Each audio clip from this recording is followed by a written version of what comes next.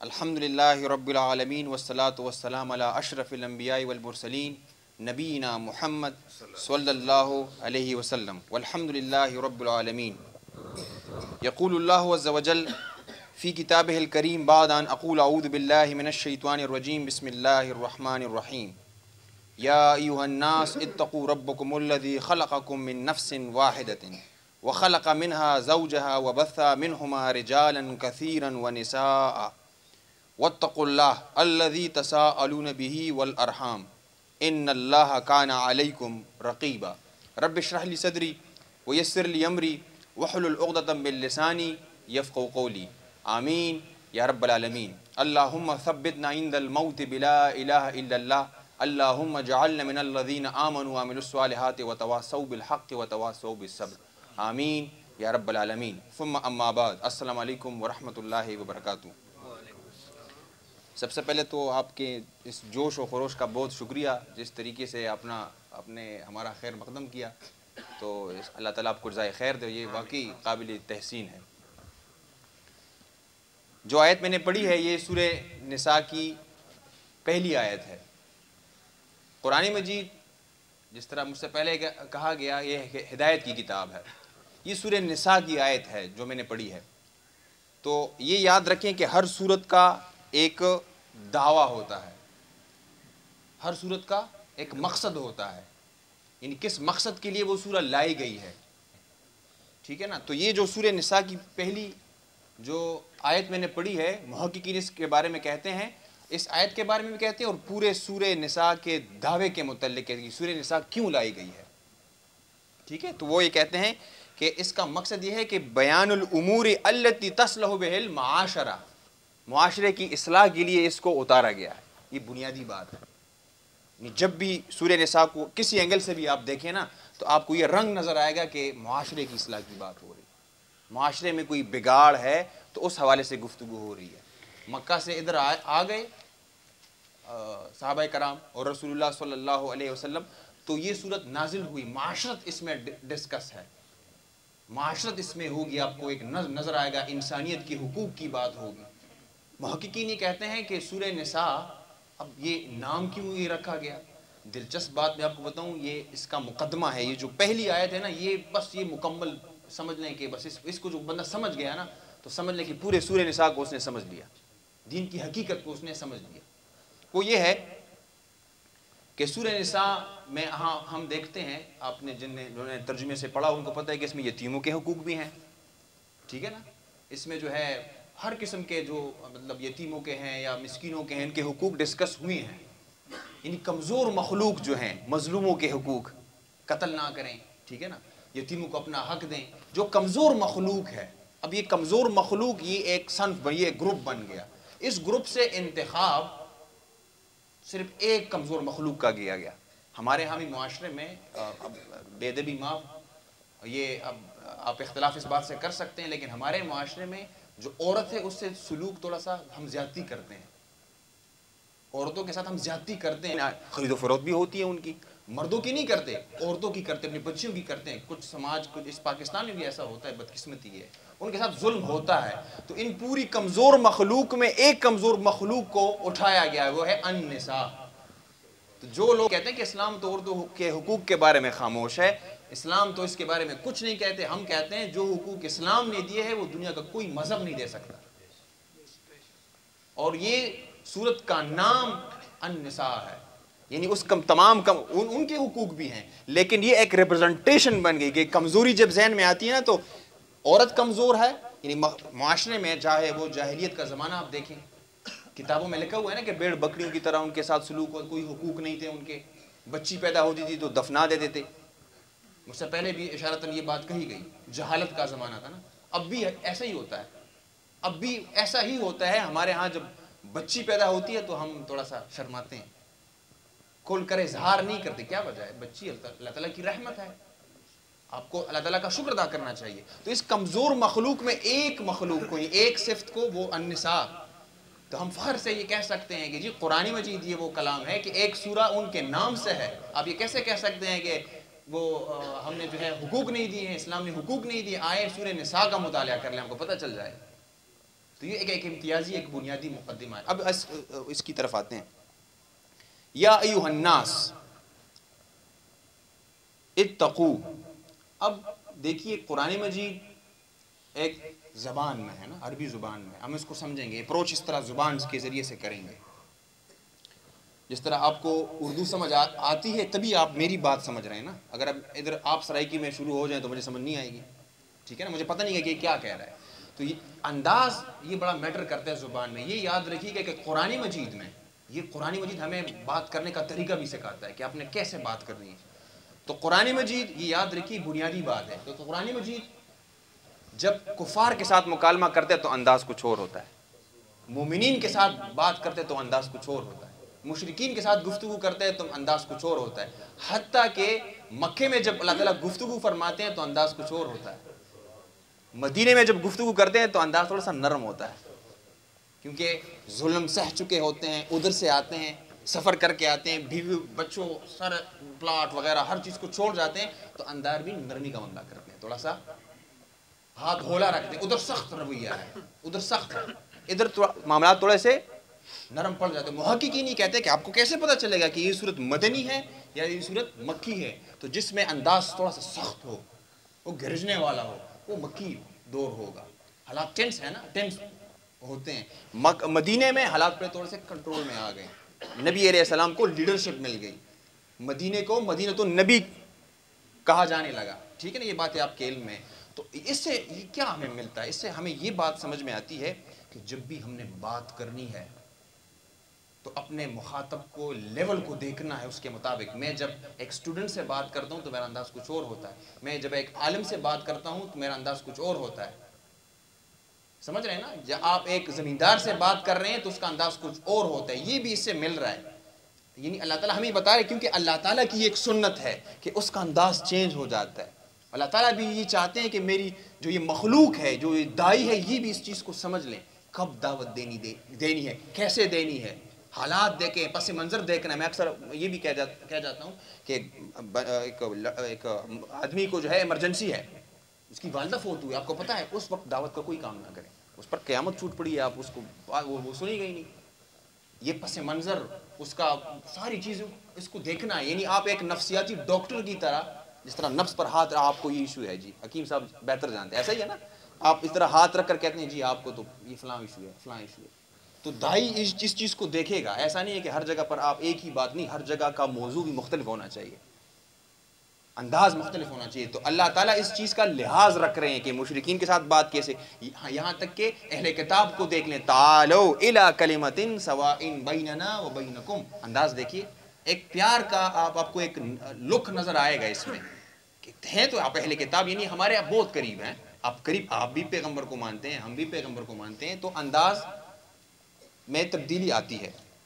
اب یہاں یہ سوال پیدا ہوتا ہے، یعنی یہ اب یہاں پر سب جگہوں سے یونیک ہے. کفار سے خطاب نہیں ہو رہا، مشرکین سے خطاب نہیں ہو رہا، انسانوں سے خطاب ہو رہا ہے. دنیا کے سارے انسانوں سے اللہ تعالیٰ بات کر رہے ہیں. کتنی سعادت کی بات ہے. یہ کائنات اس نے بنائی ہے، ہمیں اس نے پیدا کیا ہے، اور وہ ہم سے بات کر رہے ہیں. یہ شرف کی بات ہے. پوری انسانیت سے بات کر رہے ہیں. اس میں آپ جو مومنین ہیں یہ اپنے منچوں کو تاؤ نہ دے کہ ہم سے بات کر رہے ہیں. نہیں، پوری انسانیت سے بات کر رہے ہیں. یعنی یہ دل دماغ سے نکال دے کہ جی صرف ہم سے بات ہے، ہم کوئی اسپیشل مخلوق ہے. نہیں، پوری مخلوق سے، پوری انسانیت سے اللہ تعالیٰ خطاب کر رہے ہیں. ایک مطالبہ ان سے کر رہے ہیں. سوال یہ ذہن میں پیدا ہوتا ہے، میرے ذہن میں بھی پیدا ہوتا ہے، اور ہو سکتا ہے کہ آپ کے ذہن میں پیدا ہو، آخر کیا وجہ ہے کہ یہاں پر ایک سب کو جمع کر کے، انسانیت کو جمع کر کے رشتہ کیا ہے؟ میرا اوڑھنا بچھونا ہندو سے مختلف ہے کہ نہیں ہے؟ غیر مسلموں سے ہمارا اوڑھنا بچھونا مختلف ہے. ہم بات کرنے کا انداز مختلف ہے، سوچنے کا انداز مختلف ہے، شادی بیاہ سب مختلف ہے. پھر کیا چیز کامن ہے، مشترک ہے کہ انداز ایک رکھا گیا ہے یہاں پر؟ تو محققین یہ کہتے ہیں کہ وجہ یہ ہے کہ خون ایک ہے. خون ایک ہے. تو جب آپ اپنے بھائی کو تکلیف میں دیکھتے ہیں نا تو آپ کا خون بھی کھولنے لگتا ہے، آپ پریشان ہوتے ہیں. تو پوری انسانیت یہ ہم ایک دوسرے کے کزن ہیں. ہم سارے کیا ہے؟ کزن ہیں، چچا زاد بھائی ہیں. کیونکہ ہمارا آبا سیدنا آدم علیہ السلام ہے، اسی ایک سے ہم پیدا ہوئے. آگے ہم بات کریں گے اس پر. تو اس کا مطلب یہ ہے کہ اللہ تعالیٰ جو بات کرتے ہیں یہاں پر رشتہ کیا ہے؟ وہ خون کا رشتہ ہے. تو ہم بھی، میں یہاں پر ایک جملہ میں نے پچھلے پروگرام میں بھی دہرایا، دیوبندی بھائی ہمارے بھائی ہیں، خون ایک ہے، یہ جتنے بھی مکاتب اہل حدیث ہیں یہ ہمارے بھائی ہیں، جتنے بھی دوسرے المسلمین ہیں یہ ہمارے بھائی ہیں. تو ہم ان سے یہ کہتے ہیں کہ تعالوا الی کلمۃ سواء بیننا وبینکم، آپ بھی رب کو مانتے ہیں ہم بھی رب کو مانتے ہیں، تو آئیں سب ایک ایک جمع ہو جائیں.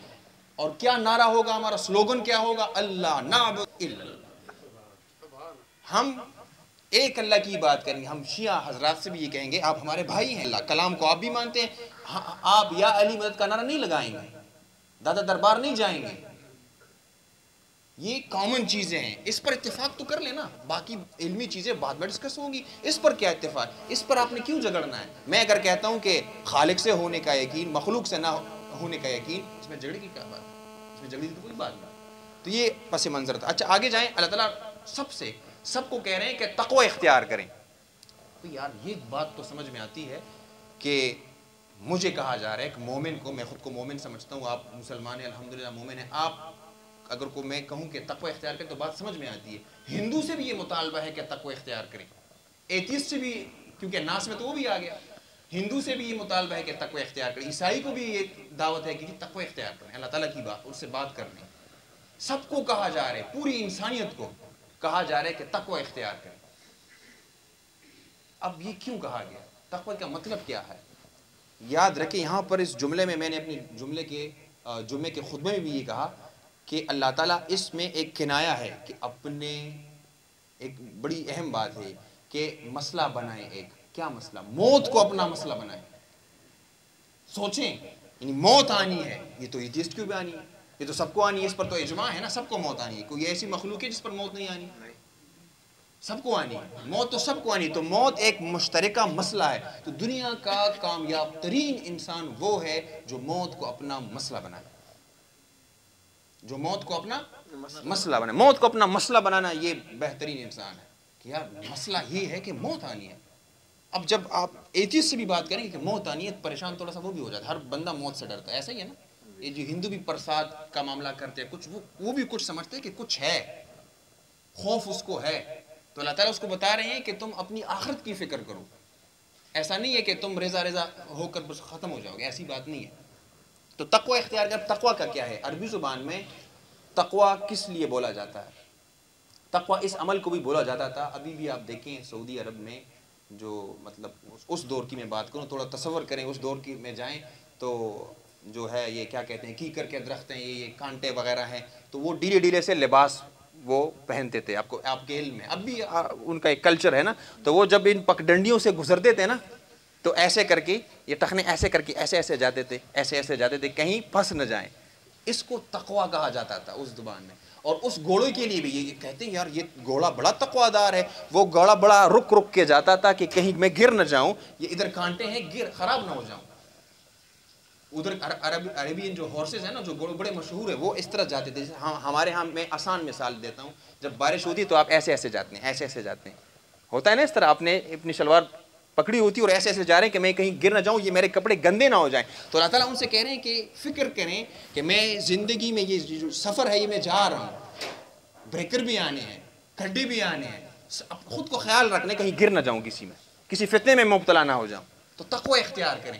یہ دیکھیں یہ کامن چیز ہے. ہم اگر ان کو بھی کہیں کہ یار اپنی حفاظت کرو، یہ تو اچھی بات ہے، وہ کب کہیں گے بڑی صحیح بات ہے. تو اللہ تعالیٰ بھی ان کو یہی اسلوب بتا رہے ہیں کہ اپنی حفاظت کرو، اپنی حفاظت کرو، موت کے بعد بھی حفاظت کرو. اب بھی جو زندگی تم جی رہے ہو نا، مثال کے طور پر آپ کے لیے بھی یہ درس میں، اب الناس سے آپ ایک کیٹیگری ہے مومنین میں، آپ الناس سے آپ کو میں نے آپ کو باہر نکال دیا، آپ یا ایھا الذین آمنوا میں آپ شامل ہو گئے. تو آپ کا یہ مطالبہ ہے کہ جو زندگی آپ گزار رہے ہیں نا، سڑک پہ جا رہے ہیں، کہیں میں بدعت میں پھنس نہ جاؤں، سنت کے بجائے میں بدعت میں پھنس نہ جاؤں، کوئی مجھے رسول اللہ صلی اللہ علیہ وسلم کے ٹریک سے ہٹا نہ دے. اور ابھی بھی میں نے جمعے کے خطبے میں یہ بات کہی کہ یہ بات یاد رکھیں، آپ کے لیے یہ ہے کہ تقوی اختیار کریں، ڈریں، خوف کہیں اس بات سے کہ ایک رسی میرے ہاتھ میں ہے، دوسری جو رسی ہے وہ بہت دور ہے، 1400 سال پہلے رسول اللہ صلی اللہ علیہ وسلم کے دور میں. رسی کے اس سر پر میں اگر کوئی عمل کر رہا ہوں، میں کوئی عقیدہ اختیار کر رہا ہوں، رسی کے اس پر اگر رسول اللہ صلی اللہ علیہ وسلم کڑے ہیں تو میں حق بجا نہیں دوں. اگر میں یہاں پر کوئی عمل کر رہا ہوں اور رسی کے اس طرف رسول اللہ صلی اللہ علیہ وسلم نہیں کریں تو سمجھ جائیں کہ آپ گمراہی کے دہانے پر ہیں. ابھی ہم نے مغرب کی نماز پڑھی نا, مغرب کی نماز پڑھی, کتنی رکعت پڑھی؟ 3. اب ہم اس رسی کے اس پار دیکھتے ہیں تو رسول اللہ صلی اللہ علیہ وسلم کھڑے, انہوں نے بھی 3 پڑھی ہے. اب ہم اگر مغرب کی 4 پڑھتے ہیں, مثال کے طور پر 4 پڑھتے ہیں, تو اس جائیں ادھر دیکھیں رسی کے اس پار رسول اللہ صلی اللہ علیہ وسلم کھڑے ہیں نہیں کھڑے ہیں, تو یہ چیز غلط طرف چلی جائے. تو تقوی اختیار, ان چیزوں کو سوچیں. اب انسانوں کو بھی کہا گیا کہ آپس میں اس آیت میں یہ بات بھی, تدبر اسے کہتے ہیں کہ بار بار پیچھے دیکھنا کہ اس کے پیچھے اور کیا ہے, اور کیا ہے پیچھے. بات اور یہ ہے کہ انسانوں کو کہا گیا کہ تقوی اختیار کریں رب کا, لیکن اس میں یہ بات بھی پوچھا کہ آپس میں معاملات کرتے وقت تقوی اختیار کریں. مثال کے طور پر نا, یعنی آپ کسی انسان کا دل نہیں دکھائیں گے. کیا مطلب ہے اس کا؟ اس کا مطلب یہ ہے کہ آپ اپنے گھر میں جب ہوتے ہیں تو آپ کہتے ہیں چارپائی ادھر رکھ دو, ادھر رکھ دو چارپائی. آپ کا گھر ہے, جو بھی آپ کرنا چاہیں آپ کی مرضی, لیکن آپ کسی غیر کے گھر میں ایسا کر سکتے ہیں؟ نہیں کر سکتے ہیں. یعنی مطلب غیر کے گھر میں سے نہیں کر سکتے. وہ غیر کا گھر آپ کا نہیں, وہ پراپرٹی کسی اور کی ہے. تو میرے سامنے جو بھی ہو, چاہے اس کا تعلق کسی بھی مذہب سے ہو, یاد رکھیے اس کا تعلق کسی مذہب سے, وہ کس کی پراپرٹی ہے, وہ کس کی ملکیت ہے؟ اللہ کی. اللہ تعالیٰ پوچھے گا. جس طرح آپ اپنے بچے کو ڈانٹ دیتے ہیں, غصہ کر جاتے ہیں, باغ میں وہ کھیلتا ہے, کوئی غلطی کر جاتا ہے, غصہ کر جاتے ہیں, کیا وہی معاملہ آپ کسی غیر کے بچے کے ساتھ کر سکتے ہیں؟ وہ آپ کو کہے گا کیوں اس کو مارا ہے, یہ تمہارا بچہ ہے. تو یاد رکھیے کہ یہ جو مخلوق ہے, میں اکثر کہتا ہوں جانور بھی کیوں نہ ہو, جانور بھی کیوں نہ ہو, انسان تو بڑی دور کی بات ہے, انسان تو محترم ہے, اکرام والا ہے. تو اس کا جب آپ دل دکھائیں گے تو مسائل پیدا ہوں, اس کا خیال رکھیں گے, اس کے معاملے میں رب کا تقوی اختیار کریں گے. آگے پھر اللہ تعالیٰ کہتے ہیں, انسانوں کی بات کی جا رہی ہے کہ اے انسانوں اللہ تعالیٰ کا تقوی اختیار کریں. اور کیوں؟ کیونکہ وہ تمہارا رب ہے, اس نے تمہیں پیدا کیا. الذی خلقکم, اس نے تم سب کو پیدا کیا ہے. من نفس واحدۃ, ایک نفس, ایک سیل سے آپ کو پیدا کیا, ایک نفس سے آپ کو پیدا کیا. سیدنا آدم علیہ السلام کی اولاد, ہم کس کی اولاد ہیں؟ سیدنا آدم علیہ السلام کی اولاد. یعنی وہ ایک ہی شاخ سے ہم سارے جو ہے وہ پھر یہ نسل پھیلتی جا رہی ہے. پھر وہ اللہ تعالیٰ کہتے ہیں وَخَلَقَ مِنْهَا, اور اس ایک نفس سے وَخَلَقَ مِنْهَا زَوْجَهَا, اور ہوا سلام علیہ کی طرف اشارہ ہے کہ اس کو تخلیق کیا گیا. اب یہاں بھی دیکھیے وَخَلَقَ مِنْهَا زَوْجَهَا, اس کی زوج کو, اس کی زوج کہتے ہیں. زوج کا اطلاق نا اس چیز پر ہوتا ہے کہ ایک چیز دوسری چیز کے بغیر وہ اگر نہ ہو تو وہ انکمپلیٹ ہے. خاوند بیوی کے بغیر انکمپلیٹ ہے. ہم ڈیپینڈنٹ مخلوق, ہمیں اس سماج میں ہم نے رہنا ہے, معاشرت ہم نے کرنی ہے. گاڑی کے جو ہے وہ 4 ٹائر ہوتے ہیں, ایک ٹائر چل گیا ختم ہو گیا تو وہ کمپلیمنٹری والا اینگل ختم ہو گیا, اب یہ گاڑی نہیں چل سکتی. ایک ٹائر آپ نے لگانا ہے, زوج برابر کرنا ہے. تو وہ آدم علیہ السلام کے لیے ایک زوج کمپلیمنٹری, یعنی مطلب ہوا سلام علیہ کی تخلیق کی گئی. اب یہاں بھی دیکھیے عورت کی تخلیق اس نفس واحد سے, یعنی سیدنا آدم علیہ السلام سے. اس میں بھی ہمارے لیے ایک سبق ہے کہ عورتیں آپ کے سامنے, آپ باہر گزر رہے ہیں اور عورتوں کو آپ دیکھتے ہیں تو یہ کوئی غیر نہیں ہے, یہ آپ ہی کی آبا سے نکلی ہوئی ہیں. سمجھ رہے ہیں میری بات کو کہ نہیں؟ یعنی جو آپ دیکھ رہے ہیں ایک تو وہ ہے کہ آپ کی بہن ہے, بیوی ہے, والدہ ہے, لیکن ایک غیر ہے. اگر اس اینگل سے دیکھیں گے نا, قرآن کے اینک سے دیکھیں گے, یہ چشمہ پہنیں گے, قرآن کا جو چشمہ ہے نا یہ آپ پہنیں گے تو چیزیں مختلف نظر آئیں گی. ایک تو آپ کے سماج کا چشمہ ہے نا, آپ کے بڑے کا چشمہ ہے, ایک چشمہ قرآن کا, قرآنی چشمہ اسے میں کہتا ہوں کہ قرآن چشمہ پہلے اس اینگل سے پھر دیکھیں تو پھر وہ جو جسے آپ پرائی کہتے ہیں نا, آپ جو ہے اس کے معاملے میں بھی اللہ تعالیٰ سے ڈریں گے. آپ کہیں گے یہ میری بہن ہے, یہ تصور ہوگا. کیوں؟ کیونکہ اس زوج کو کس سے پیدا کیا؟ اس نفس واحد سے جس سے ہم بھی پیدا ہوئے. آگے پھر اللہ کہتے ہیں ان دونوں کی جوڑی سے پھر کائنات پھیلی, یعنی مخلوق جو ہے مرد اور عورت یہ پھیلتے گئے. وَبَثَّ مِنْهُمَا رِجَالًا كَثِيرًا وَنِسَاءً, اور پھر ان سے نسل پھیلتی گئی. اچھا آگے پھر اللہ تعالیٰ نے کہا وَاتَّقُوا اللَّهَ, بات کر رہے ہیں بیچ میں نا. اب دیکھیں جب کوئی بات اہم ہوتی ہے نا, ہم اپنے کلام میں مثال کے طور پر خالد صاحب کو کوئی بات سمجھا رہے ہیں تو ایک بات کر لیتے ہیں, پھر کوئی اور بات, پھر دوبارہ وہی بات کر لیتے ہیں. اس سے مقصد یہ ہوتا ہے کہ اس بات کی اہمیت بڑی زیادہ ہے. بات گفتگو اللہ تعالیٰ نے کہ آپ کو بتا رہے ہیں کہ پروسیس کیا ہے. اللہ تعالیٰ بیچ میں پھر کہہ رہے ہیں واتقوا اللہ, تقوی اختیار کریں، دوبارہ سوچیں، دوبارہ کہہ رہے ہیں، یعنی مخلوق بھی سوچے کہ یار آپ ایک آدم اور حوا سلام علیہ سے آپ کی تخلیق ہوئی ہے، تو تھوڑا غور کریں اس پر. آپ سب کا آبا ایک ہے، والد ایک ہے.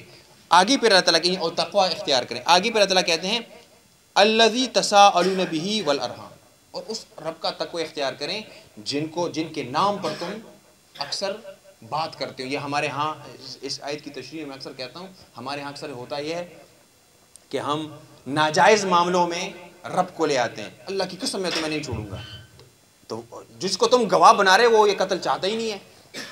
ہوتا ہے نا ناجائز معاملوں میں ہم کہتے ہیں اللہ کے لیے میرے یہ کام کرو، وہ کام ناجائز ہوگا تو اس اللہ تعالیٰ کے نام کو استعمال کیا جا رہا ہے، غلط رنگ دیا جا رہا ہے. اللہ تعالیٰ کے پیش نظر زنا غلط کام ہے، رشوت لینا غلط کام ہے، بے ایمانی یہ غلط کام ہے، اور آپ اس معاملے میں رب کو گواہ بنا رہے ہیں کہ رب کی خاطر کرو نا، اللہ کے لیے میرے یہ کام کرو. تو اللہ تو آلریڈی اس کو ناجائز سمجھتا ہے، آپ اس کے نام سے غلط منصوبے بنا رہے ہو. آگے پھر اللہ تعالیٰ کہتے ہیں، اب یہ یہاں پر جو لفظ استعمال ہوئے ہیں والارحام، یہ مفعول بھی آ رہا ہے واتقوا، تقوی یہ جو فعل ہے، تقوی اختیار کریں. دو چیزوں کا تقوی اختیار کریں. غور کرنے کی بات ہے، جو میرا مضمون ہے اس کے بیچ میں بالکل آگے اس کا خلاصہ ادھر ہے. اللہ تعالیٰ کا تقوی اختیار کریں، یعنی اللہ تعالیٰ کے بارے میں اللہ تعالیٰ کو ناراض نہیں کرنا، حفاظت کرنی ہے خود کی. اور دوسری بات، دلچسپ بات یہ ہے کہ خود کے بارے میں سوچنا اللہ تعالیٰ چاہتے بھی ہے کہ انسان اپنے بارے میں سوچے کہ میں کس طرف جا رہا ہوں. اللہ تعالیٰ چاہتے یہ ہیں. ویسے وہ جو ہم کہتے ہیں نا اللہ تعالیٰ کفر پسند نہیں کرتا، اپنے بندے سے اتنا پیار کرتے ہیں کہ بار بار کہتے ہیں. جس طرح ہمارے یہاں ہوتا ہے نا، والد ایک بات کرتے ہیں، بیٹا ادھر جا رہے ہو نا مدرسے، آرام سے جانا ہے، بس میں کسی سے کوئی چیز نہیں لینی، کسی کی کوئی چیز نہیں کرنی. کتنی نصیحتیں کرتا ہے. اس طرح اللہ تعالیٰ بھی بار بار کہنا کہ تقوی اختیار کرو. اللہ تعالیٰ کا تقوی اختیار کریں، ایک اور چیز کا ارحام کا تقوی اختیار کریں. کیا مطلب ہے اس کا؟ دو چیزیں ہو گئیں، اللہ کا تقوی اور ارحام کا تقوی. ارحام کیا ہے؟ ارحام رحم کی جمع ہے. رحم کہاں ہوتا ہے؟ ہمارے یہاں ہوتا ہے، انسان کے ادھر ہوتا ہے جہاں پر بچہ پیدا ہوتا ہے. اللہ تعالیٰ کہتے ہیں کہ میرے معاملے میں مجھ ہی سے ڈرو، میرا تقوی اختیار کرو. یہ بڑے غور سے آپ سنیں. اور ارحام کے معاملے میں یعنی رحم کے معاملے میں بھی مجھ سے تقوی اختیار، اس کے معاملے میں مجھ سے تقوی اختیار. اس کا کیا مطلب ہے؟ اس کا مطلب یہ ہے کہ جو رحم ہے نا، پہلی بات یہ ہے رحم ماں کے وجود کے اندر ہوتا ہے نا، ادھر پیدا ہوتا ہے. یعنی رحم کا سب سے پہلا وہ جو شخص ہے نا، جو انسان ہے، وہ ماں ہے، وہ آپ کی والدہ ہے. تو والدہ کے ساتھ معاملات کرتے وقت اللہ تعالیٰ کا تقوی اختیار کرو. نمبر ایک، یہ جو رحم بنا ہے کس کی وجہ سے بنا ہے؟ والد کی وجہ سے بنا ہے. ٹھیک ہے نا؟ تو والد کے ساتھ معاملہ کرتے وقت اس کا تقوی اختیار کرو.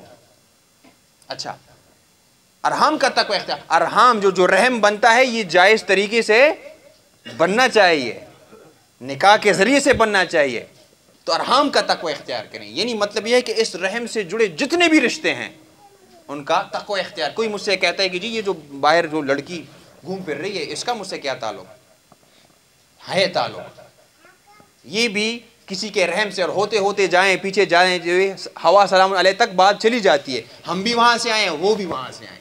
تو یہ ہمارے اندر ایک انسانیت کا جذبہ پیدا کرتا ہے کہ ہم کسی انسان کو دیکھیں یا کسی لڑکی کو دیکھیں، کسی عورت کو دیکھیں تو اس کو صرف گوشت پوست کا وہ پیس نہ سمجھیں. یہ مخلوق ہے، یہ اسی وجود سے ہے جس وجود سے ہم ہیں. تو ارحام کا تقوی. ایک بڑی پیاری حدیث ہے، نبی علیہ السلام فرماتے ہیں کہ اللہ تعالیٰ یہ کہتے ہیں، اللہ تعالیٰ یہ ارحام نہیں، یہ جو رحم ہے اس سے بات کر رہے ہیں. یہ بڑی اہم بات ہے. اللہ تعالیٰ اس رحم سے گفتگو کر رہے ہیں اور کہہ رہے ہیں کہ انا الرحمن وہو الرحم، میں رحمان ہوں اور یہ رحم ہے. شققت لها اسما من اسمی، میں الرحمن ہوں اور یہ رحم ہے، اس کا نام میرے نام پر رکھا گیا ہے. جو ابھی انہوں نے آیت پڑھی نا بار بار کے والدین، اللہ تعالیٰ اپنی بات کر رہے ہیں تو خود اپنے ساتھ والدین کو ملا رہے ہیں. اپنی بات کر رہے ہیں وبالوالدین احسان. تو کیوں کر رہے ہیں؟ یہاں بھی دیکھیں اللہ تعالیٰ یہ اتنی بہت بڑی بات ہے. میں تو کبھی اسمی، میں نے تمہارا نام اپنے نام سے رکھا ہے. شرف دیکھیے والدین کے لیے. مطلب یہ ہے کہ اللہ تعالیٰ الرحمن ہے، ٹھیک ہو گیا، یعنی پہلے رحم کی طرف آئے آپ. ہم جب ادھر اندر تھے نا، رحم کے اندر ہم سب تھے، ہم سب ادھری سے آئے ہیں نا. تو آپ کی والدہ جب سیڑھیوں کے ذریعے سے نیچے جاتی تو ایسے کر کے جاتی ہے، یہ جگہ پکڑ کے کہیں میں گر نہ جاؤں. کام نہیں کرنا، سونا ہے، آرام کرنا ہے. خیال رکھتی ہے کہ نہیں رکھتی؟ اچھا، جب آپ باہر آتے ہیں باہر کی دنیا میں تو ایک رحم سے نکل کر اللہ تعالیٰ کے رحم میں آ گئے، دوسری دنیا آپ کو مل گئی. تو جس طرح تعالیٰ کہتے ہیں ادھر بھی میں خیال رکھ رہا تھا، ادھر بھی میں خیال رکھ رہا تھا، آپ جب باہر اس دنیا میں آئے تب بھی میں خیال رکھ رہا ہوں. تم اتنے ناشکر ہو کہ میری تقویٰ تم پھر بھی نہیں سوچ رہے. اب یہاں پر اللہ تعالیٰ کا گلہ بنتا ہے، ویسے بنتا ہے کہ نہیں بنتا؟ اب ان لوگوں کی طرف آئیں جو رشتوں، چھوٹی چھوٹی باتوں پر رشتے ختم کر لیتے ہیں. واتقوا اللہ، ارحام کا تقویٰ کہاں گیا؟ تم تو خود کو مومن کہتے ہو، تم تو ان کو سلام کرنا گوارا پسند نہیں کرتے. حال یہ کہ اللہ تعالیٰ کہتے ہیں تقویٰ اختیار کریں ارحام کے معاملے میں. یہ بڑی بدقسمتی ہے. مجھ سے بھی اور ہمارے اساتذہ سے بھی یہ سوالات تو ہوتے ہیں کہ جی مجھے فلاں عقیدہ سمجھائیں، یہ کیا ہے، یہ میں ایسے ہے تو یہ ایسے ہے، یہ عجیب عجیب مسئلوں میں امت لگی ہے. کبھی یہ سوال نہیں آیا کہ جی میری بہن کے معاملے میں اللہ تعالیٰ سے بہت ڈرتا ہوں، مجھے یہ بتائیں کتنا حصہ دینا ہے؟ کبھی ہوا یہ سوال؟ سوچیں ذرا، کس نے یہ سوال کیا کہ میرے پڑوس والوں کا کیا حق ہے، میرا ایک بچہ ہے اس کا کیا حق ہے؟ کبھی یہ دلچسپی کی چیزیں ہیں ہی نہیں. یہ نارمل ہے، سب حق نہیں دے رہے تو میں بھی دے رہا ہوں. بہنیں ناراض ہیں اپنے بھائیوں سے، اور بھائی کو یہ درخواست ہے کہ ارحام کے معاملے میں اللہ تعالیٰ کا تقوی اختیار کریں. یہ ارحام کا معاملہ ہے. تو ایک ہی لفظ کہنے سے اس میں اتنا ڈیپتھ آ گیا کہ پوری کی پوری انسانیت اس ایک لفظ میں آ گئی. اللہ تعالیٰ کا تقوی اختیار کریں، یعنی اللہ تعالیٰ کا حق اور حقوق العباد اس میں آ گئے. حقوق العباد میں پوری دنیا آ گئی. اس لیے میں نے آپ سے کہا کہ پوری سورہ نساء، بلکہ میرا ماننا یہ ہے، میرا دعویٰ یہ ہے کہ پورا کا پورا اسلام آپ سمجھ میں آ گیا. اور پھر ہم یہ بھی کہتے ہیں کہ دیکھیں ہمارا دین اسلام نہ صرف قریبی رشتہ دار کے بلکہ ارحام کی بات کر کے پوری انسانیت کے ساتھ اچھا رویہ اختیار کرنے کا درس دیتا ہے. ہمارا اسلام وہ ہے جس میں جانوروں کے حقوق بھی ہیں. ہم یہ فخر سے کہہ سکتے ہیں. تو یہ بدقسمت یہ ہے کہ ارحام کے معاملے میں ہم اللہ تعالیٰ سے نہیں ڈر رہے. رشتے ختم ہو جاتے ہیں چھوٹی چھوٹی باتوں پر. اس نے مجھے دیکھ لیا، اس طرح ہو گیا. اور مجھے افسوس اس بات پر ہوتا ہے نوجوان نسل جو آج کل کی ہے، 30 سال 25 سال آپ کے والد آپ کے لیے کیا کچھ نہیں کرتے. جب آپ کی شادی کراتے، آپ کی شادی میں کتنے خوش ہوتے ہیں، وہ ناچتے ہیں کہ نہیں ناچتے؟ خوشی سے ناچتے ہیں، گھومتے ہیں کہ میرے بیٹے کی شادی ہے. اور وہ پرائی لڑکی جب گھر پہ آ جاتی 10 دن نہیں گزرتے، آپ کہتے ہیں میرا والد اچھا بندہ نہیں ہے. سنیں ذرا، غور کریں. وہی والد جو 30 سال 35 سال ابھی اور پھر اس کے بعد بھی کر رہا ہے، ایک لڑکی کے آنے سے یہ کہتا ہے میری ماں ٹھیک عورت نہیں ہے. استغفر اللہ. ماں کے متعلق پھر یہ کہا جاتا ہے. اور اللہ تعالیٰ کہہ رہے ہیں تقوی کا اختیار کریں. اس کے بھی اپنے حقوق ہیں، لیکن چیزوں کو ٹھیک سے لے جانا، یہ مومن یہ ایک پریکٹیکل دماغ بھی اس کا ہوگا، چیزوں کو کیسے لے کے جانا ہے. تو ارحام کا تقوی آپ اس کی تشریح کرتے جائیں. یہ ہمارے ہاں یہ حصہ دینا اور پڑوسیوں کے حقوق کی دور کی بات ہے. ایک معمولی سی چیز ہے، ایک سلام کرنا بھی ہم گوارا پسند نہیں کرتے. اس پہ ہمارا کیا جاتا ہے؟ اس توحید کا، اس علم کا کوئی فائدہ نہیں اگر اس کا ظہور آپ کے عمل میں نہیں ہو رہا. کیا فائدہ اس توحید کا؟ آپ کا رویہ ٹھیک ہے؟ اپنی بیوی کے ساتھ آپ کا رویہ کیا ہے؟ ارحام کا تقوی اختیار کر رہے ہیں؟ کبھی اس کے ساتھ 2 بول محبت کے آپ نے کہے ہیں؟ بچوں کے ساتھ آپ نے گفتگو کی ہے؟ نہیں کی ہے. چوری نہیں کروں گا، بیوی کو خفا نہیں کروں گا، والد کو اپنا حق دوں گا، ہر کسی کا جو حقوق ہیں وہ دوں گا.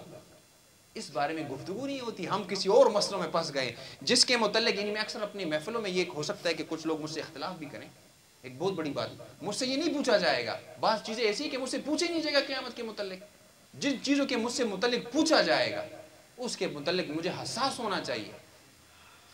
اور یہ بھی آپ یاد رکھیں، مجھے نہیں معلوم کہ یہ بات کہاں سے آئی ہے. آپ کے ذہنوں میں ایک بڑی غلط بات ہے، شدید اختلاف ہے مجھے اس بات سے کہ جی ان اللہ کیسی آیت ہے، ان اللہ لا یغفر ان یشرک بہ ویغفر ما دون ذلک لمن یشاء. ہم خوش ہوتے ہیں اندر کہ چلو میں تو موحد ہوں، میں تو شرک نہیں کر رہا اور بس میں کرتا جاؤں. ایک آپ زبان پہ یہ بات نہیں رہتے لیکن ایک چیز ہے تو یہ غلط ہے.